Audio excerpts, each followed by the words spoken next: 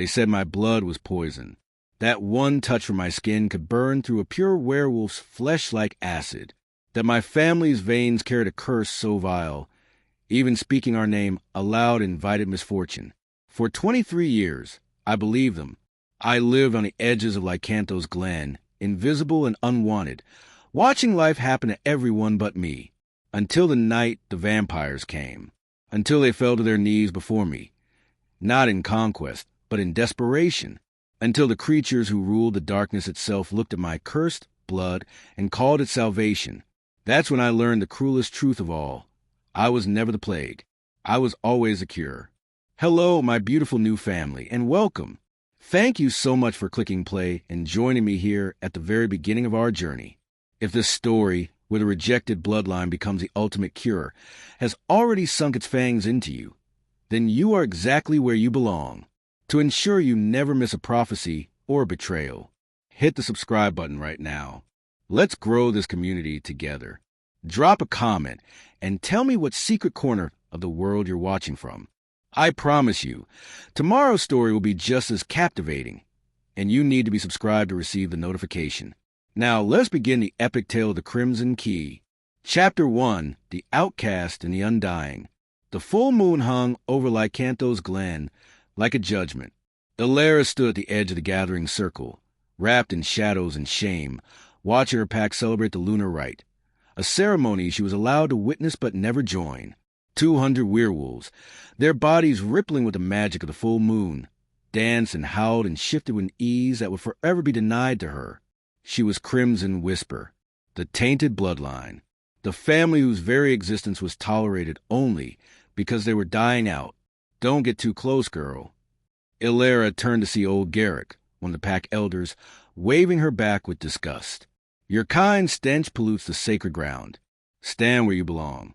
Where she belonged was always the same, far enough away that her presence wouldn't contaminate the pure-blooded wolves, close enough that they could remind her she was lesser. Ilara pulled her threadbare shawl tighter and retreated another 10 paces. Her skin, a rich, deep brown that should have been beautiful, was marked with a shimmer, a faint, iridescent glow that appeared in moonlight, the visible sign of her curse. Other wolves could shift fully, their human forms melting seamlessly into powerful beasts. But when Ilara tried, her body would seize halfway, caught between human and wolf, the shimmer blazing like fire beneath her skin until the pain forced her back. Incomplete. Broken. Wrong. I heard the council wants to exile the last of them, a young voice whispered nearby. Ilara recognized Brenna, a girl her own age who'd once been her friend, before the pack elders forbade pure bloods from associating with Crimson Whispers. About time, another replied. My mother says even being near them makes your wolf weak. Tainted blood spreads like disease. Ilara closed her eyes against a familiar sting. She'd heard it all before. The stories passed down through generations. How her ancestor had betrayed the pack by mating with something unnatural. How the resulting offspring were abominations. How each generation since carried the stain of that sin. Her grandmother had died last winter. Her father 2 years before that. Now it was just Ilara and her mother, living in a small cottage on the very outskirts of pack territory, surviving on scraps and charity no one wanted to give. The lunar rite reached its crescendo. Alpha Tobias, massive and silver-furred in his wolf form, threw back his head and howled. The pack joined him, their voices rising in harmony that shook the trees and stirred something ancient in Ilara's chest. She opened her mouth to add her voice, and was struck silent by a sudden, violent tremor in the earth. The howling stopped. Every wolf froze, their enhanced senses suddenly alert to danger. Then the sky split open. Not literally, but that's what it looked like. A massive magical barrier, shimmering and geometric, tore through protective wards surrounding Lycanthos Glen like paper. Ilara felt it in her bones, a wrongness that made the shimmer beneath her skin flare painfully bright. Attack! Alpha Tobias roared, shifting mid-leap into his human form. Protect the pack. But the figures that emerged from the torn wards weren't attacking. They were too elegant for that, too controlled. 5 vampires, dressed in dark formal attire that looked centuries out of place, stepped into the moonlit clearing. Vampires. the ancient enemy. The creatures Lycanthos Glen had avoided for 300 years through careful treaties and neutral territory. The lead vampire was a woman, tall, with skin like porcelain and hair black as midnight, wearing armor that seemed to absorb light. She moved with lethal grace, but her hands were raised in a gesture of peace. "Alpha Tobias of Lycanthos Glen," she said, her voice cutting through the chaos. "I am Commander Seraphina of Viridian City. We come not as enemies, but as supplicants. You breach our wards." Tobias snarled, his pack forming a defensive circle around him. "You violate 3 centuries of treaty. Give me one reason not to tear you apart where you stand." "Because we are dying," a second vampire said, stepping forward. He was ancient, his face lined with age that vampires shouldn't show, his eyes holding millennia of weariness. "And we believe you hold the only cure." "We hold nothing for vampires," Tobias spat. "Not you." The old vampire, Mordecai, Ilera would later learn, said quietly. His gaze swept across the gathered pack, searching. "The Crimson Whispers. Were they?" Silence fell like a stone. Ilera felt every eye turned toward her, standing alone in the shadows. Her heart hammered against her ribs. "The cursed bloodline?" Tobias laughed, but it was an ugly sound. "What could you possibly want with that tainted filth?" Seraphina's eyes found Ilera, and something shifted in her expression. "That tainted filth is the Crimson Key, the only being in existence who can save our king." "Your king?" Tobias's expression was pure confusion now. "The primogenitor," Mordecai said, "Alpha Lord Cashin, the first vampire, the source of all our power and magic. He is dying, Alpha Tobias. And when he dies, every vampire in existence will crumble to dust with him. The magical balance between our worlds will shatter completely. The fallout will destroy not just us, but everything within 1,000 miles, including Lycanthos Glen." The pack erupted in angry shouts and accusations, but Ilera barely heard them. She was staring at Seraphina, at the desperation in the vampire commander's eyes, at the way she was looking at Ilera not with disgust or pity, but with hope. "You're lying," Tobias said. "The primogenitor cannot die. He's eternal." "He was eternal," Seraphina corrected, "until the magical balance broke, until the blood, rot began consuming him from within." She took a step forward, and a dozen wolves growled in warning. She ignored them, her focus entirely on Ilera. "Your bloodline was never cursed. Your ancestors bonded with celestial entity to prevent an ancient war. Their blood carries cosmic resonance, the ability to harmonize and reset primordial magic. That shimmer you bear? That's not corruption. It's the fingerprint of creation itself." "Lies!" someone in the pack shouted. But Ilera's mother was pushing to the crowd now, her face pale, her hand pressed to her chest. "The old stories," she whispered. "My grandmother used to tell them before the pack forbade it. She said we were once called the Harmonizers, the Bridge Keepers, that we were honored, not shunned." "Honored?" Tobias scoffed. "They're abominations. Everyone knows." "Everyone knows lies," Mordecai interrupted, his ancient voice carrying absolute authority. "Lies that were convenient. Lies that kept your bloodline pure by casting out those who were different. But the truth is recorded in texts far older than your pack's memory. The Crimson Whispers were sacred, and you destroyed them with your prejudice." Tobias opened his mouth to argue, but Seraphina was moving.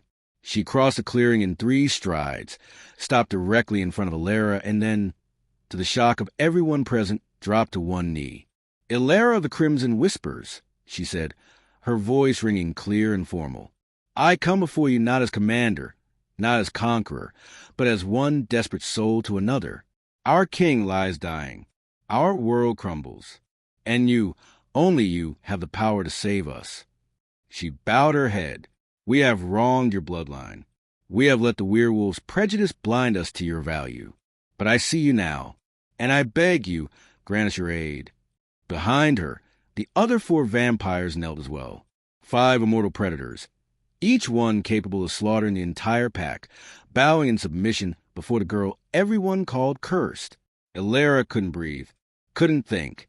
The shimmer beneath her skin was blazing now, reacting to the vampire's presence, to the weight of their plea, to the impossible truth being revealed. "This is insane." Tobias roared. "She's a half-breed, a genetic failure. She can't even shift properly." "She doesn't need to shift," Mordecai said, rising slowly. "She needs to be exactly what she is. The Crimson Key, the one being whose blood can interact with the primogenitor's essence and restore the balance." He turned to Alara, and his ancient eyes were kind. "I know this is overwhelming. I know you've been taught your entire life that you are less. But, child, you are so much more. And if you choose to help us, if you choose to travel to Viridian City and offer your gift, your blood, to our king, you will save not just the vampire clans, but both our worlds. And if I refuse?" Alara heard herself ask, her voice barely above a whisper. "Then we all die," Seraphina said simply. "Cashin first. Then all vampires. Then the magical collapse will tear through the barriers between worlds, and everything, werewolf, human, everything, will burn in the aftermath." Alara looked at her pack, at Alpha Tobias, whose face was twisted with rage and confusion, at Brenna, and the others who'd whispered about her for years, at old Garrick, who'd always told her to stay back, to know her place. They were all staring at her now, not with disgust, with fear, because suddenly, the cursed girl they'd spent decades degrading held all their lives in her shimmering, tainted hands. "Why should I save you?" The words came out harder than Alara intended. "Any of you? You spent my entire life telling me I'm poison, that my blood is plague, that I should be grateful you even let me exist." She turned to Tobias. "You were going to exile us. I heard the council talking. You were going to cast out the last crimson whispers and let us die alone in the wilderness." Tobias said nothing, because it was true. "So tell me, Alpha," Alara continued, the shimmer spreading across her arms now, pulsing with emotion she'd suppressed for years. "Why should I care if your world burns?" It was Seraphina who answered. "Because you're better than they are," she said quietly. "Because spite and revenge are easy. But mercy, choosing to save those who wronged you, that takes true strength." She stood, meeting Alara's eyes. "You don't owe them anything, but perhaps you owe it to yourself, to prove that their prejudice was wrong, that your blood isn't plague, it's salvation." Alara's mother pushed forward then, taking her daughter's shimmering hands in her own. The touch that other wolves couldn't bear didn't affect her. Crimson Whisper skin didn't harm Crimson Whisper. "Baby," she said softly, "it's your choice. Whatever you decide, I'll support. But—" She squeezed Alara's hands. "Your grandmother always said we were meant for something, that our blood had purpose. Maybe this is it. Maybe this is why we survived when everyone wanted us gone." Alara looked down at their joined hands, at the shimmer dancing across both their skins like liquid starlight. For 23 years, she'd been taught this glow was wrong, unnatural, cursed. But what if it was actually magic? What if she was actually powerful? What if she'd been a key all along, and they'd been too blind to see it? She turned back to Seraphina. "If I do this, if I go with you to Viridian City, what exactly will it cost me?" "Your blood," Mordecai said. "Not all of it, but enough to perform the healing ritual. It will be uncomfortable, but not lethal. The primogenitor needs a cosmic resonance in your veins to realign his essence with the magical balance. Once that's done, he'll recover, and the threat to both our worlds will end. And after? What happens to me after?" Seraphina's expression softened. "You'll be free to return home. Or—" She paused. "If you wish, you would be honored in Viridian City. Your bloodline would be respected, celebrated even. The choice would be yours." Alara laughed, but it was bitter. "Respected? After being called plague my entire life, you're offering me respect." "I'm offering you truth," Seraphina said, "and a chance to rewrite your story, to transform from outcast to savior, to prove that their prejudice was always a lie." The pack was murmuring now, their voices a mix of fear and resentment. They didn't want to need her, but they did. They desperately did. And that power, that sudden, intoxicating reversal, sang through Alara's veins like the shimmer itself. "I'll do it," she said, her voice steady now. "I'll go to Viridian City. I'll save your king." She turned to Alpha Tobias, holding his gaze. "Not for you. Not for this pack that's treated me like disease. But for my mother, for my bloodline, and maybe, just maybe, to prove that I was always worth more than you could see." Tobias's jaw clenched, but he couldn't argue, not when vampire and werewolf alike were watching, not when his pack's survival depended on the girl he'd been planning to exile. Seraphina smiled, a genuine expression that transformed her severe features. "Then we leave immediately. Time is not our ally." She extended her hand to Alara. "Come, Crimson Key. Let me introduce you to the king you're going to save." Alara took the vampire's hand, felt the cool skin against her warm shimmer, and marveled that there was no burning, no pain. Just contact, just connection. As the vampires prepared to leave, Alara's mother pulled her into a fierce embrace. "Come back to me," she whispered. "Promise me." "I promise," Alara said. "And when I do, everything will be different." She didn't know how right she was. Alara just went from outcast to the only hope for 2 supernatural worlds. She's about to meet the dying vampire king whose life is in her cursed hands. But here's what I'm wondering. If you were in her position, if the people who rejected you suddenly needed you desperately, would you help them? Or would you let them face the consequences of their cruelty? Drop your honest thoughts in the comments below. Chapter 2, The Undying King. The journey to Viridian City took 3 hours by vampire speed, which meant Alara spent 3 hours being carried to the night by Seraphina, moving so fast the world blurred into streaks of color and shadow. When they finally stopped, Alara's legs were shaking and her stomach was churning, but her breath caught at what lay before her. Viridian City was nothing like Lycanthos Glen's rustic wilderness. It was a sprawling Gothic metropolis of black spires and crimson lights, buildings that climbed toward the sky like frozen flames. The architecture was ancient yet impossibly preserved, cathedrals with stained glass that glowed from within, bridges that arched over rivers of what looked like liquid silver, streets paved with stone that seemed to pulse with subtle magic. And everywhere, vampires. Hundreds of them, moving through the streets with predatory grace, their faces beautiful and terrible and utterly inhuman. "Welcome to the heart of immortality," Seraphina said quietly, steadying Alara as she found her footing. Or what's left of it. Because despite the city's beauty, Alara could see the cracks. Lights flickering where they should burn steady. Buildings showing signs of decay that shouldn't exist. And the vampires themselves, many looked weakened, their movements less fluid, their skin showing a grayish tint that spoke of something fundamentally wrong. "The blood rot spreads from him outward," Mordecai explained, noticing her observation.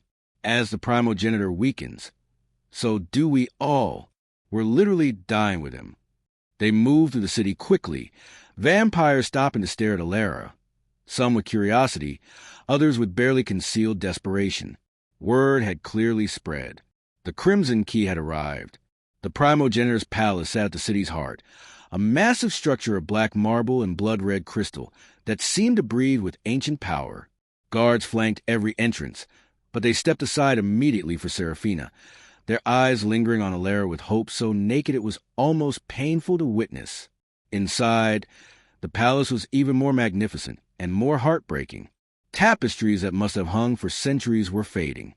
Magical torches sputtered. The very air felt thin, as though the life was being slowly drained from the building itself. "He's in the sanctum," Seraphina said, leading Alara down a long corridor lined with portraits. Alara recognized the same face in each one. A man with sharp, aristocratic features, pale skin, and eyes that seemed to pierce through the canvas. But the paintings showed him across different eras. Medieval armor, Renaissance finery, Victorian elegance, modern suits. Always the same face. Always those haunting eyes. Cashin, the primogenitor, the first vampire, the undying king, who was now dying. They stopped before massive double doors carved with intricate symbols that made Alara's shimmer pulse in recognition. Seraphina placed her hand on the wood, and the doors swung open silently. The chamber beyond was vast and dark. lit only by hundreds of candles that cast dancing shadows across walls covered in ancient texts and arcane symbols. In the center, on a raised dais surrounded by concentric circles of glowing runes, lay a bed draped in black silk, and in that bed lay Death wearing a beautiful face. Cashin was tall even lying down, his frame still muscular despite the obvious wasting. His skin, which had been marble pale, had taken on an ashen quality, with dark veins spreading from his chest outward like cracks in porcelain. His white hair, silver white, not the white of age, spread across the pillow like spilled moonlight. His eyes were closed, his breathing so shallow Alara wasn't sure he was breathing at all. He looked like a fallen angel, devastatingly beautiful even in decay. "My king," Seraphina said softly, approaching the bed. "I've brought her, the Crimson Key." Cashin's eyes opened slowly, and Alara felt the full weight of 3,000 years of existence focus on her. His irises were a pale, crystalline blue that seemed to glow faintly in the candlelight. "So small," he murmured, his voice rough but still carrying an undercurrent of power that made Alara's spine straighten involuntarily. "I expected someone more. She is everything we need," Mordecai said firmly, moving to stand beside Alara. "Her blood carries the cosmic resonance. I've verified it. The shimmer is unmistakable." Cashin's gaze traveled over Alara, assessing. She forced herself not to shrink under that ancient scrutiny, lifting her chin despite the fear coursing through her. "A werewolf," Cashin said. "They let a werewolf into my sanctum, into my bedchamber. The irony would be amusing if I weren't dying." "I'm not just a werewolf," Alara said, surprised by the steadiness in her own voice. "I'm Crimson Whisper, the bloodline your people came begging to save you." Something flickered in Cashin's eyes, surprise perhaps or respect. "Begging? Yes, I suppose they were." He shifted slightly, and even that small movement seemed to cost him. "And you? What brought you here, little wolf? Charity? Heroism?" His lips curved in a bitter smile. "Or curiosity about whether the vampire king bleeds the same as everyone else?" "I came because the alternative was watching my world burn," Alara said. "And because I'm tired of being called cursed when apparently I'm the only one who can fix this mess." She moved closer, close enough to see the pain he was trying to hide. "So, if you're done being dramatic about dying, maybe we should start the ritual before you waste both our time by actually doing it." Silence filled the chamber. Then, impossibly, Cashin laughed, a short, rough sound that ended in a cough. "She has fire," he said, looking at Seraphina. "I like that. She has cosmic resonance in her blood," Mordecai corrected, "which is more important than her personality, however refreshing." "Debatable," Cashin muttered. He looked back at Alara, and this time there was genuine curiosity in his gaze. "They rejected you. Your pack. I can smell it on you, the loneliness, the isolation. Yet you came anyway to save a world that includes them. Why?" Alara hesitated, then decided on honesty. "Because I'm better than them. And I wanted to prove it." Cashin's smile widened slightly. "Vengeance dressed as heroism. Now that I understand." He extended one pale hand toward her. "Come closer, Crimson Key. Let me see what makes you so special." Alara moved to the bedside, her shimmer intensifying with each step. When she was close enough, Cashin reached out and gently took her hand. The reaction was immediate and stunning. The moment their skin touched, the shimmer exploded into brilliant light, racing up Alara's arm and flowing into Cashin like liquid starlight. The dark veins in his chest pulsed, fighting the intrusion, but the shimmer pushed back with relentless force. Cashin gasped, his back arching, his grip on Alara's hand tightening almost painfully. Then, just as suddenly it stopped, the shimmer retreated back into Alara's skin, leaving both of them breathing hard. But Cashin's eyes were clearer now, his skin slightly less ashen. The improvement was minimal but undeniable. "By the ancients," Mordecai breathed, "it works. Even passive contact begins the healing." "It hurts him," Alara said, looking at Cashin with concern. "I felt it, my blood attacking the rot, but the rot fighting back." "The ritual will hurt more," Cashin said bluntly, not releasing her hand. Mordecai wasn't entirely honest about that. It will be excruciating. For both of us. The cosmic resonance has to burn through the blood rock completely, reforge my essence, and restore the balance. That kind of magical restructuring isn't gentle. You should have led with that, Ilara said. Would you have come if we had? Yes, Ilara said without hesitation, because the alternative is worse. She squeezed his hand. But I appreciate the honesty now. Cashin stared at her, something shifting in his expression. You're either very brave or very foolish. Can I be both? Another rough laugh. Yes, I suppose you can. He finally released her hand, though his eyes lingered on what shimmer was still dancing across her skin. When do we begin, Mordecai? Tonight, the ancient vampire said. We prepared everything. The ritual chamber, the binding circles, the conduits. We need only wait for the crimson hour, when the veil between magical realms is thinnest. That gives you both a few hours to prepare. How thoughtful, Cashin said dryly. Time to contemplate our impending mutual agony. Seraphina cleared her throat. My king, perhaps Lady Ilara should rest? She's had a long journey, and... I'd rather stay, Ilara interrupted. She wasn't sure why, but the thought of leaving this chamber, of being separated from Cashin before the ritual, felt wrong. If that's allowed. Cashin's eyebrows rose. You want to keep company with a dying vampire? Most wolves would rather set themselves on fire. Most wolves are idiots, Ilara said. And you're not dead yet. Not yet, Cashin agreed, that strange half-smile returning. Very well, Crimson Key. Stay. Seraphina, Mordecai, leave us. I would speak with my savior alone. The vampires exchanged glances but didn't argue. Within moments, Ilara found herself alone with the undying king, the silence broken only by the soft crackle of candles and Cashin's labored breathing. So, Cashin said after a moment, tell me about the pact that cast you out. I want to know what kind of fools reject their own salvation. And so Ilara told him.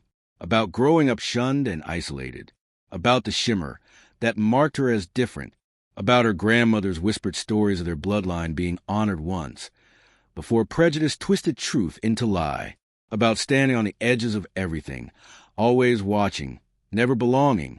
Cashin listened without interruption, his pale eyes never leaving her face. When she finished, he was quiet for a long moment. They're cowards, he said finally. Terrified of anything that challenges their narrow view of purity. I've seen 1,000 times across 1,000 years. Fear dressed as righteousness. He shifted slightly, wincing. But their loss is my gain. Had they accepted you, you might never have agreed to help an ancient vampire. Would you have accepted me? Ilara asked, if you were them, if you saw someone different, someone whose very existence challenged everything you believed. Cashin considered this seriously. 3,000 years ago? No, I was arrogant and certain, and convinced of my own superiority. His lips curved bitterly. Now, after millennia of watching civilizations rise and fall, after seeing the cost of that arrogance, he met her eyes. Now I understand that difference isn't corruption. It's evolution, and those who can't see that deserve to be left behind. Is that why you're not angry about this? Ilara gestured at his wasting body. About dying? Oh, I'm furious about dying, Cashin said, but not because I fear death. Because I refuse to let something as mundane as cosmic imbalance end 3,000 years of existence. His hand found hers again, and the shimmer pulsed gently between them. I'm the primogenitor, the first, the eternal, and I will not go quietly into oblivion. Good, Ilara said, because I didn't come all this way to watch you give up. Their eyes met, and something passed between them, an understanding, a connection forged in shared determination and mutual respect. This wasn't just healer and patient anymore. This was something more complex, more dangerous. Tell me about immortality, Ilara said quietly. What's it like to never die? Cashin's expression grew distant. Lonely, beautiful, terrible. You watch everyone you love turn to dust. You see empires crumble. You become a monument to your own endurance. He paused. but you also see wonders beyond imagining. You have time to truly understand the world, to see patterns that mortals never glimpse. And occasionally, very occasionally, you meet someone who makes eternity feel less like a prison. Is that what this is? Elara asked, me keeping you company while you die? No, Cashin said softly. This is you reminding me why immortality is worth fighting for. Before Elara could respond, Mordecai appeared in the doorway. It's time. The crimson hour approaches. We must begin. Elara felt her heart rate spike. This was it. The ritual that would either save Cashin and restore balance, or fail spectacularly and doom them all. Cashin sat up slowly, his movement still pained but determined. He stood on unsteady legs, waving off Seraphina's attempt to help, and turned to Elara. Ready, Crimson Key? Elara stood, her shimmer blazing brighter now, responding to the magical convergence of the crimson hour. Ready. They walked together through the palace to a chamber deep underground, where ancient magic thrummed through stone walls carved with symbols older than recorded history. In the center stood an altar surrounded by intricate circles of power, with channels carved into stone to direct blood flow. It looked exactly like what was a place where magic demanded sacrifice. Elara climbed onto the altar, lying back as Mordecai instructed. Cashin stood beside her, his hand finding hers once more. Whatever happens, he said quietly, thank you for being brave enough to try. Don't thank me yet, Elara said. We haven't survived it. We will, Cashin said with absolute certainty, because I refuse any other outcome. Mordecai began the incantation, his voice resonating with power as the circles ignited with crimson light. Seraphina and 4 other vampires took positions at cardinal points, adding their magic to the working. Elara felt the pull immediately, her blood responding to the ritual, the shimmer erupting from her skin in waves of cosmic energy. Pain followed, sharp and burning, as the magic carved pathways through her veins. Cashin's grip tightened on her hand as his own body lit up with dark energy, the blood rot fighting viciously against the intrusion of her cosmic resonance. And then the real agony began. The ritual has begun, and both Elara and Cashin are being torn apart by magic older than time itself. One is fighting to live, the other to save him. But here's what I want to know. Would you endure unimaginable pain to save someone you just met? Someone from a species that's supposed to be your enemy? Tell me your thoughts in the comments. I'm genuinely curious. Chapter 3, The Crimson Crown. The pain was unlike anything Elara had ever imagined. It felt like her blood was boiling and freezing simultaneously, like every vein in her body was being rewritten at the molecular level. The shimmer exploded from her skin in waves of blinding light, pouring into Cashin through their joined hands. Cashin wasn't faring any better.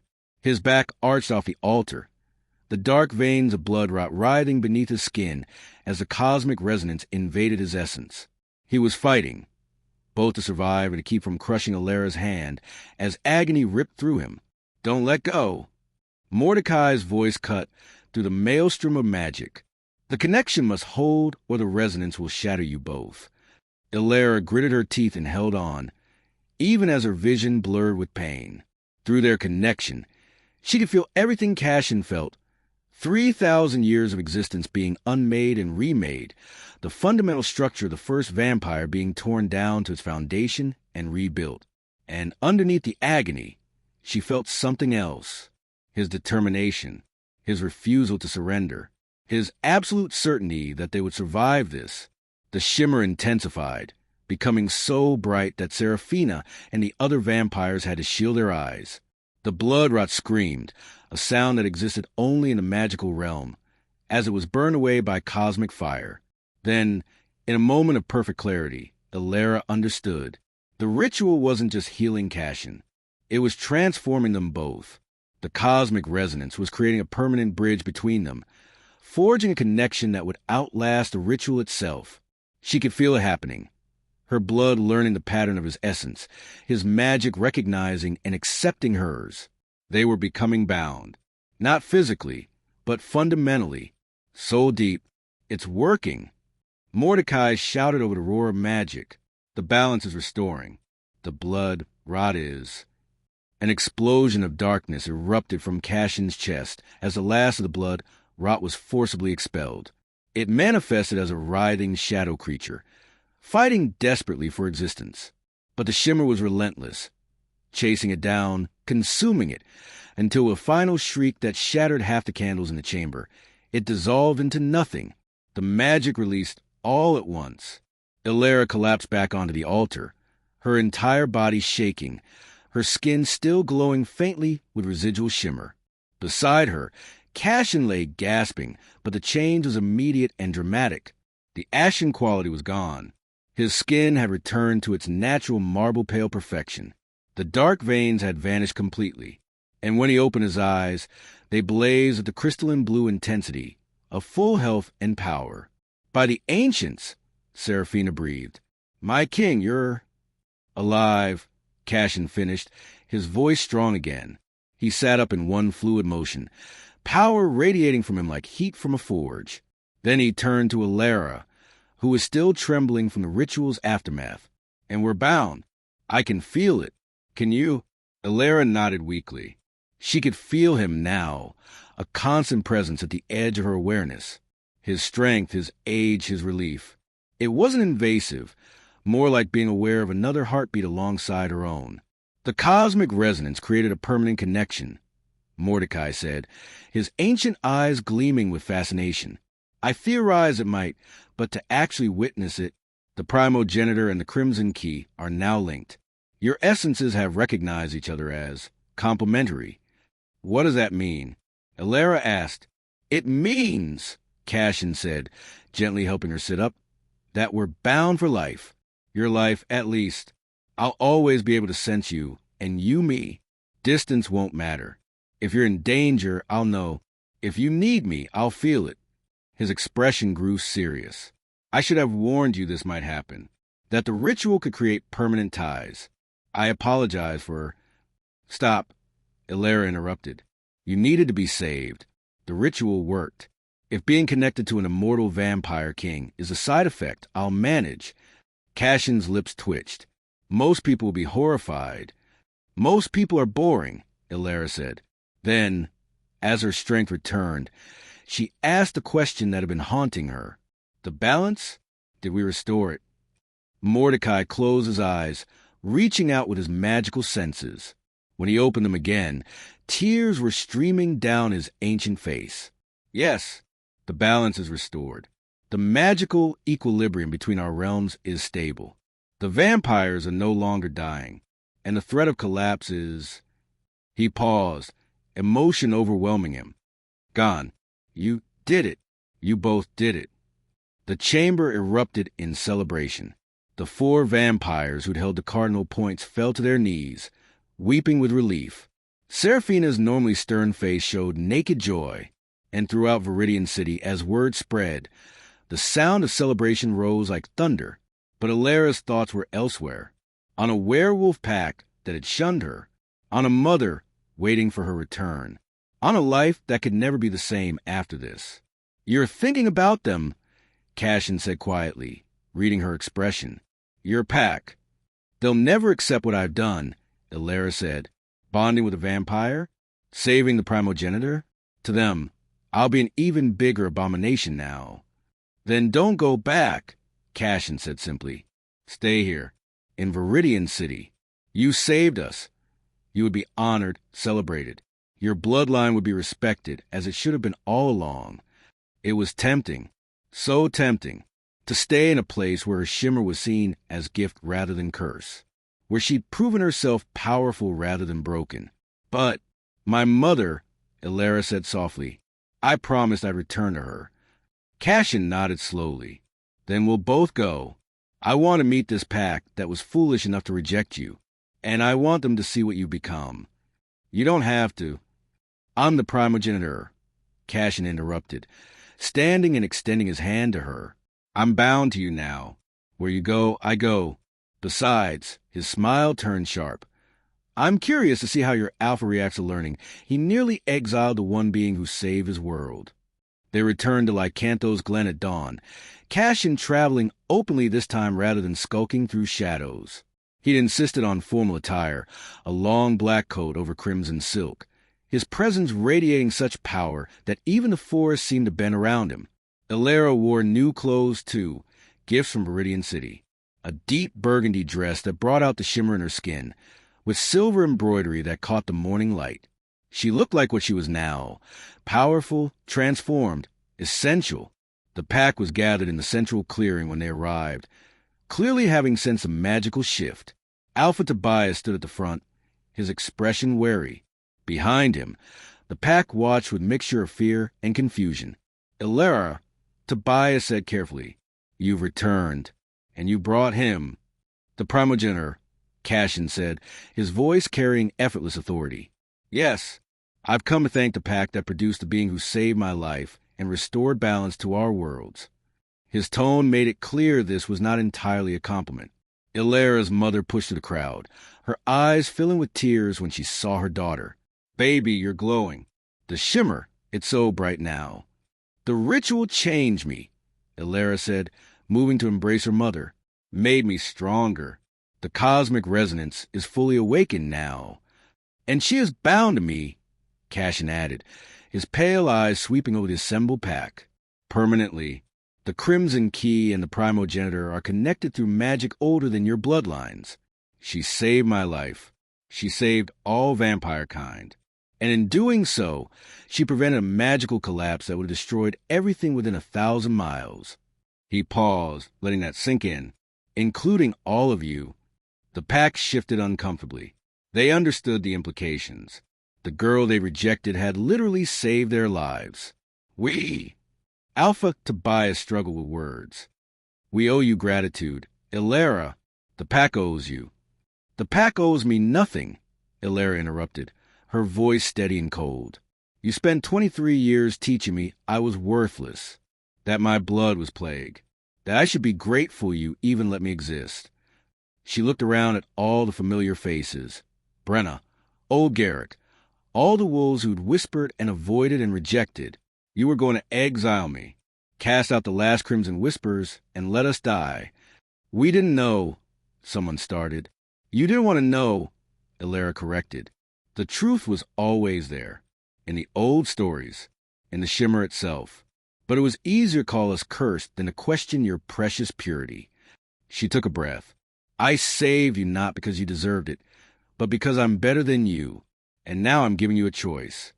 The pack waited, tense. "My mother and I are leaving Lycanthos Glen," Elara said. "We've been offered a place in Viridian City, where our bloodline will be honored as it should have been all along, where the shimmer is seen as the gift it is, where we belong." She looked at Tobias. "You can continue believing we're cursed. Continue your prejudice. Or you can learn from this. Change. Become better." She gestured to her mother. "Either way, it's no longer our burden to carry." Her mother took her hand, the shimmer dancing between their joined palms, and nodded. "I'm ready, baby. Let's go home." "Wait." Brenna stepped forward, her face showing genuine remorse. "Elara, I'm sorry. For everything. For believing the lies. For not being your friend when you needed one. You deserve better. We all failed you." She looked at the pack. "We all failed the Crimson Whispers. And we should have to live with that shame." Several other wolves murmured agreement, their heads bowing in acknowledgement of their failure. Tobias stepped forward, and to everyone's shock, knelt before Elara. "You're right. About all of it. We were cowards who chose comfortable lies over difficult truth." He looked up at her. "I can't undo the past, but I can promise the future will be different. The Crimson Whisper's true history will be taught.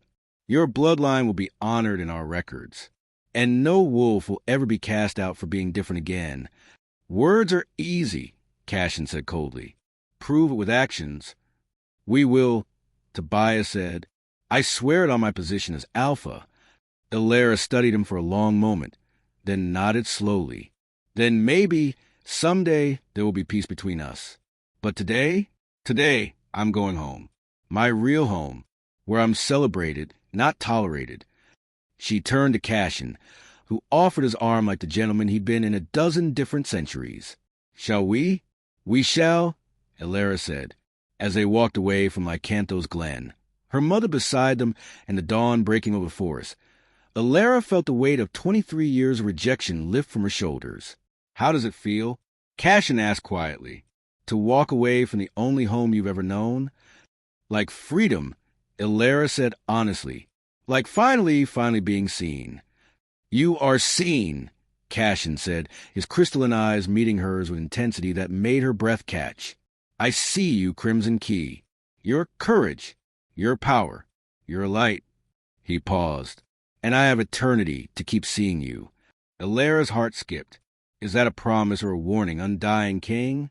Both, Cashin said, a genuine smile transforming his usually severe features.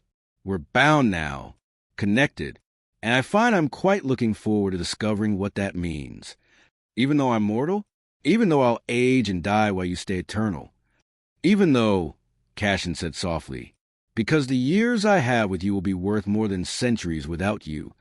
Alara felt tears prick her eyes, happy tears this time. She'd come to Viridian City expecting to be used and discarded. Instead, she'd found purpose, power, respect, and maybe, just maybe, she'd found something more. So what happens now? Her mother asked, practical as always. We just live in Viridian City, among vampires. You live as honored guests, Cashin said. The Crimson Whispers will have a place in my court, a home, resources, and my personal protection. He glanced at Alara, though something tells me the Crimson Key won't need much protecting. No, Alara agreed, feeling the shimmer pulse strong and bright beneath her skin. I think those days are over. They walked in comfortable silence until Viridian City came into view, its black spires gleaming in the early morning light. The city that had been dying days ago now thrummed with renewed life and magic. At the city gates, Seraphina waited with a formal guard of honor. When she saw them approaching, she knelt and an entire guard followed suit. The Primogenitor returns, Seraphina announced, and the Crimson Key, savior of Viridian, takes her rightful place among us. Alara looked at the kneeling vampires, at the city that had welcomed her, at Cashin whose life force she could feel humming alongside her own, and at her mother whose eyes shone with pride and joy. This was her life now. Not outcast, but essential. Not cursed, but crowned in cosmic light. Rise, she said, testing the word, feeling its power. All of you, rise. There's no need for kneeling. We're bound together now, vampire and wolf, darkness and shimmer. We survived the end of worlds. Now let's build something beautiful in what remains. Seraphina rose, a rare smile on her stern face, as the Crimson Key commands. As they entered Viridian City together, Alara and her mother, Cashin and his court, the vampires lined the streets, not with fear or suspicion, but with celebration and hope. And somewhere deep in Lycanthos Glen, a werewolf pack began the long, difficult work of unlearning generations of prejudice. But that was their story now. This, walking into a city that celebrated her, bound to an immortal king who saw her true worth, carrying the shimmer that had always been gift rather than curse. This was Alara's story, and it was only beginning. From outcast to savior, from curse to crowned, Alara transformed her greatest shame into her greatest power. She chose to rise above those who rejected her, and found a family that truly saw her worth. What's the most powerful lesson you took from her journey? Drop your thoughts below. I love hearing how these stories touch your hearts. Thank you for watching this story to the end. If you enjoyed this story, you will surely love the next one. It's as interesting and even more intriguing as you can ever imagine, so do check it out. Click on the image showing on your screen right now to watch the next one.